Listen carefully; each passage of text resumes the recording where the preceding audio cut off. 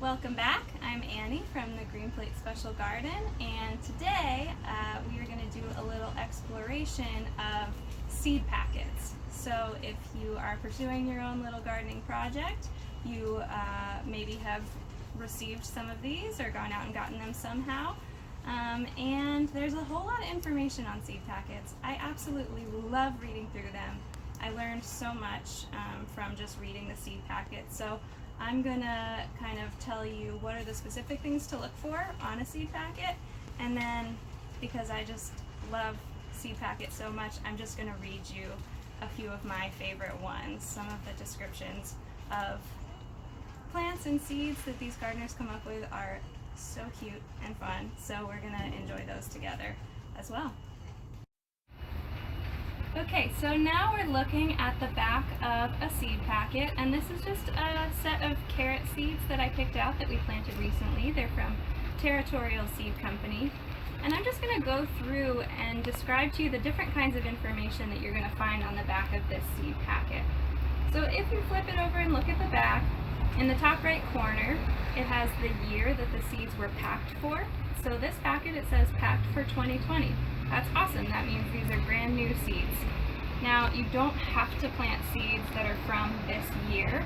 Seeds anytime in the last 1 to 3 years should be totally great.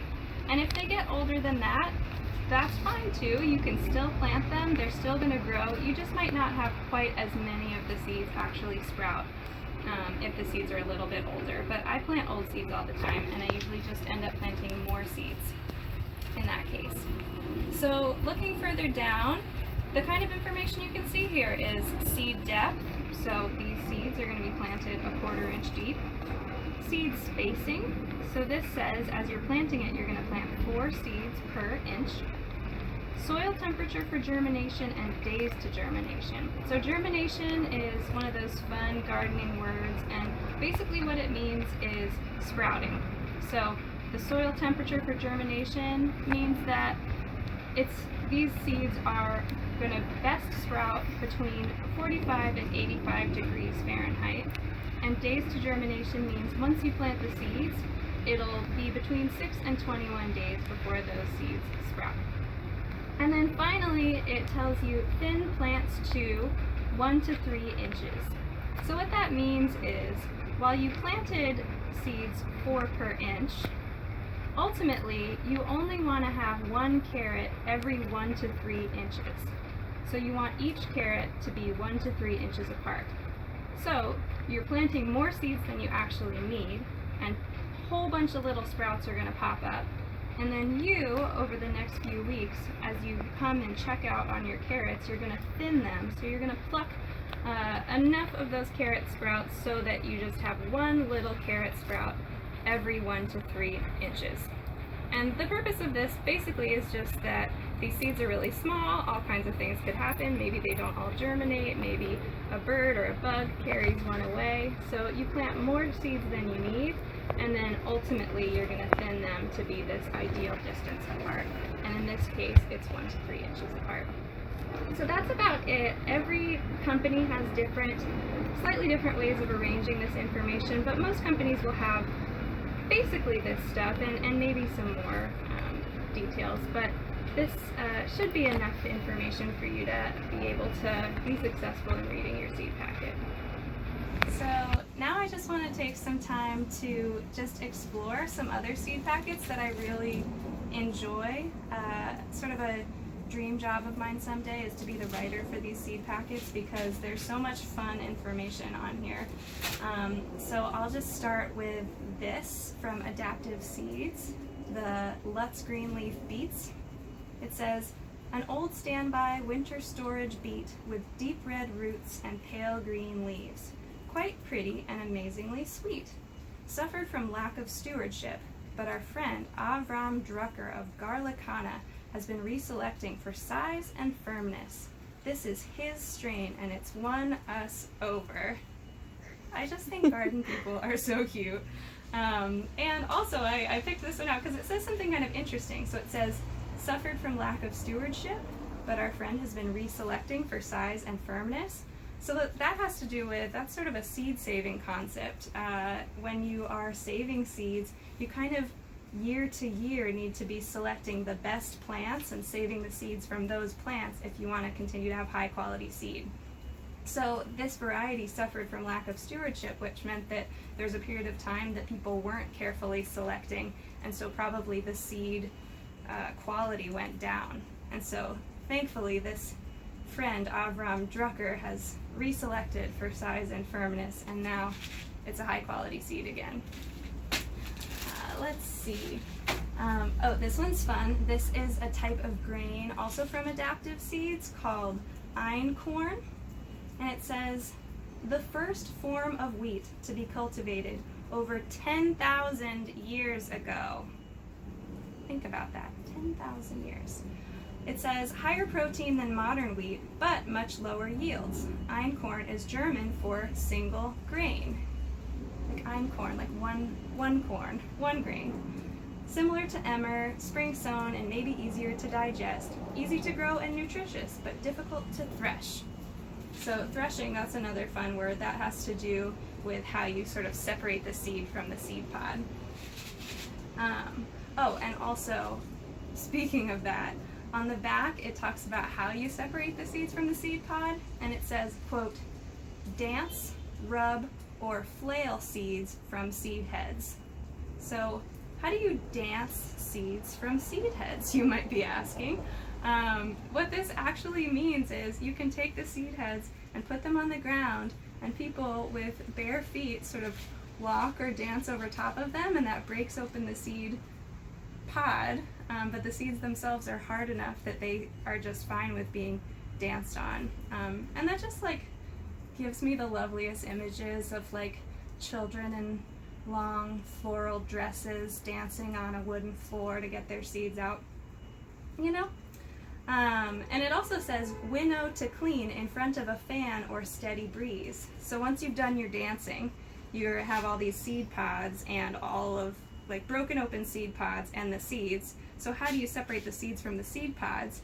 If you winnow in front of a fan or a steady breeze, basically you're pouring all of your broken seed pods and seeds from one bucket into another bucket, and you have your fan here, and the fan blows away the light broken seed pods, and the heavy seeds can just fall into the bucket. So super fun. Einkorn. We have a type of corn here called the Painted Mountain, and look how beautiful this corn is. And I'm going to read, this is a very long description and I love it so much. This is from Baker Creek Heirloom Seeds, and it says, this corn is the very definition of rugged beauty. These incredibly tough plants were bred in the bitter cold mountains of Montana. They boast impressive cold hardiness, earliness, drought tolerance, and they thrive at high altitudes. Montana farmer Dave Christensen has dedicated his life's work to naturally breeding a corn that will thrive in harsh conditions. And since the 1970s, he has sampled from over 70 open pollinated varieties of corn to create Painted Mountain corn. These are old heirlooms grown by northern Native American tribes over thousands of years, as well as homesteaders from harsh northern climates. The bright color of the kernels indicate a high nutrient content, making it an excellent corn for decoration or for eating! Painted Mountain corn can be eaten fresh, ground, roasted, and make a highly nutritious flour for muffins, johnny cakes, tortillas, and chips. It might sound like I am doing an advertisement for these specific seeds, but in my head it's more of an advertisement for the writers at these companies who are coming up with these delightful descriptions. I wish I could fall asleep every night with someone just reading seed packets to me. I'm going to do a couple types of cucumber, and there are actually two types of cucumber that we actually have sprouting here. So we have got the cucumber Japanese Tasty Green from Botanical Interest, and what I enjoyed from this one is it said fresh, crisp, and juicy. This burkless cucumber has tender, mild skin and tiny seeds. And I asked myself, what is a burpless cucumber? And it truly means that apparently cucumbers make a lot of people burp. Didn't know that, but this one has less of the chemical question mark in it that causes people to burp. So eat all the tasty greens you want. You're not going to burp too much. And then for this one, this is the Tortorello Abruzzese Bianco from Adaptive Seeds. And what I liked on this seed packet is it says, to save seed, scoop out seeds when the fruit is bloated like a yellow blimp. Isolate from other varieties of the same species by at least a half a mile. So this, if you see something about isolating your variety from other species, that just has to do with if you're going to be saving the seeds and you want to make sure that the seeds that you plant are the exact same as the fruit that you grew.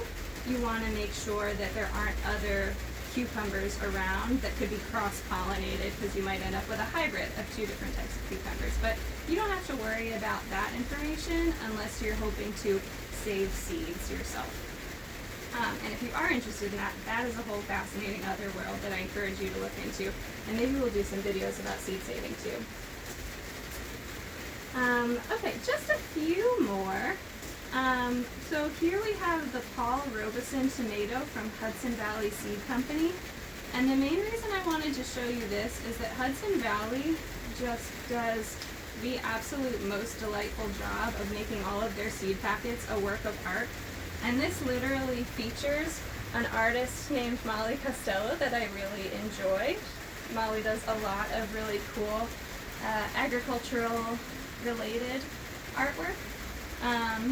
And also the description of this tomato is really lovely. It says, a star tomato for a star human.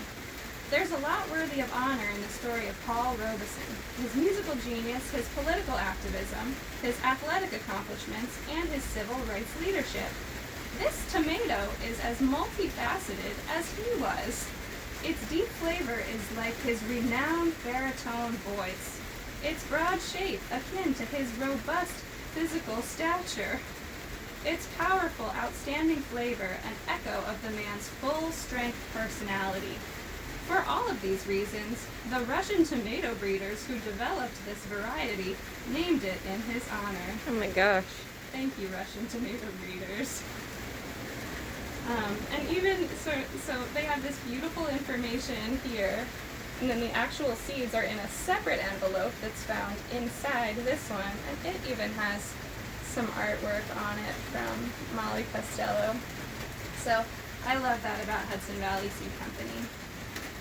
So that's just a little taste of some of the amazing plant varieties that are out there for you to think about growing. If you have any questions, please reach out to us if you want to know what some of our favorite varieties to grow are, or some of our favorite companies. The ones that I mentioned today, you know, Adaptive Seeds, Baker Creek, Territorial, Hudson Valley Seed Co., those are some of our favorites, but we have a variety of other suggestions too. So please don't hesitate to reach out to us if you have questions about anything garden related. And we're looking forward to hearing how it goes. So also please, if you're starting a gardening project and you have a photo or a video that you want to send us, we would love to see that too. All right, see you next time.